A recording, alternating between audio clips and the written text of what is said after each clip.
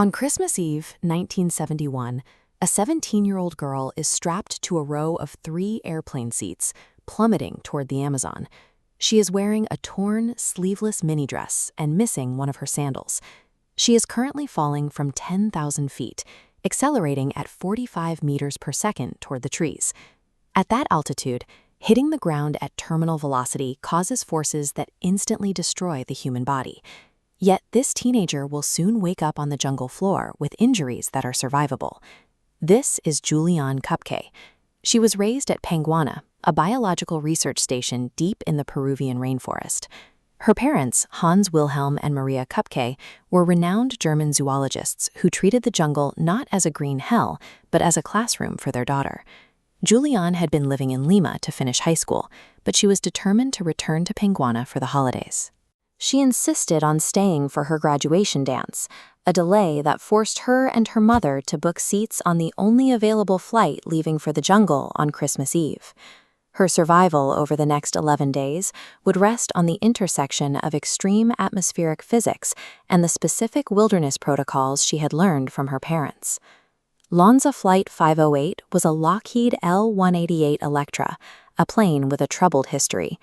The aircraft featured highly rigid wings that were ill-suited for the severe, violent turbulence common over the Andes. By 1971, nearly a third of all Electras ever built had been lost to crashes or mid-air malfunctions. 15 minutes before landing, the flight entered a massive thunderstorm. Severe turbulence began tearing luggage and wrapped Christmas gifts from the overhead lockers, hurling them through the cabin as the sky outside turned black. A bolt of lightning struck the right wing, igniting the fuel tanks and shattering the metal structure. The wing tore away from the fuselage at 21,000 feet. As the plane disintegrated, the roar of the engines vanished. Julianne was still strapped into her seat, but the cabin was gone. She was spinning through the open air, falling toward the canopy in total silence. The crash was over, but the struggle for survival had shifted. Below the canopy, a new set of lethal variables waited for her.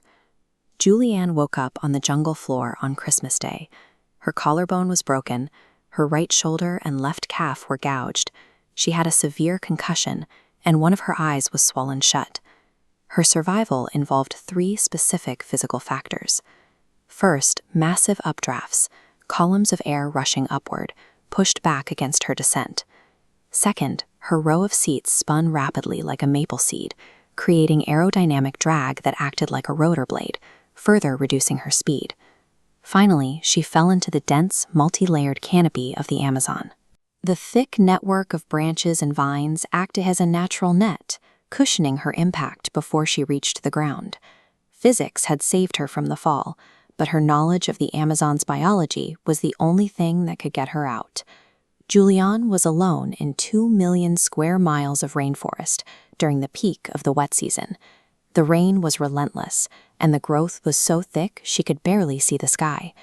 She immediately applied her father's primary rule for the jungle: follow the water.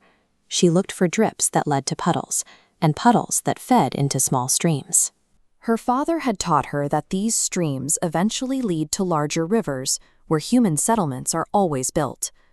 She found a small bag of candies in the wreckage, which became her only food.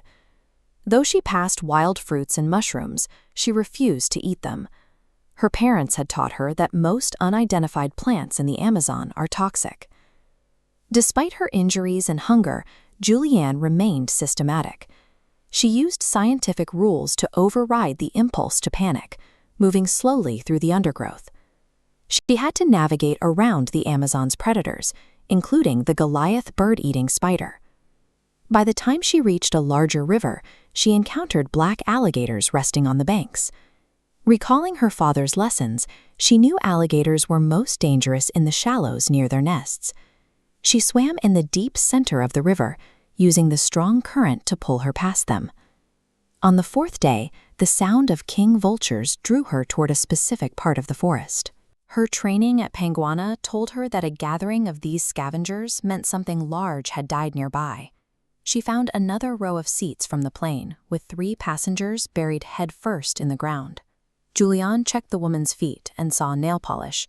Because her mother never used polish, Julianne knew this wasn't her, and she continued her trek. As the sound of rescue planes faded in the distance, she realized the official search had ended. She was now entirely responsible for her own rescue. By day 10, Julianne was hallucinating from starvation. A deep gash in her shoulder had become infested with maggots burrowing into her flesh. She eventually drifted toward a small boat and a hut with a palm leaf roof. Inside, she found a tin of outboard motor fuel. She remembered her father using gasoline to treat an infection on the family dog. She poured the fuel directly into her open wound, an excruciating process that forced 30 maggots to the surface so she could pull them out one by one. Survival often requires the deliberate application of pain. Julianne stayed in the hut that night, using the fuel to stabilize her condition. The following day, 3 Peruvian lumbermen found her. They were initially terrified, believing the battered blonde girl was a water goddess from local folklore. Because she spoke fluent Spanish, she was able to explain she was a survivor of Flight 508. The men treated her wounds and took her to a village where she could be airlifted to a hospital. Investigators later discovered that 14 people had survived the initial crash, including Julianne's mother. However, Julianne was the only one who possessed the knowledge and the physical ability to trek out of the jungle. Everyone else died waiting for a rescue that never arrived. She was the sole survivor. Julianne eventually became a biologist specializing in bats. She returned to Peru to lead the Panguana Research Station, dedicating her career to protecting the environment where she had been tested. Julianne Koepke's survival came down to the systematic application of biological and physical data. In an environment that claimed 90 other lives, her story remains a case study in how specific knowledge can bridge the gap between death and an impossible return. If you were forced into a similar landscape, would the knowledge you carry be enough to get you home?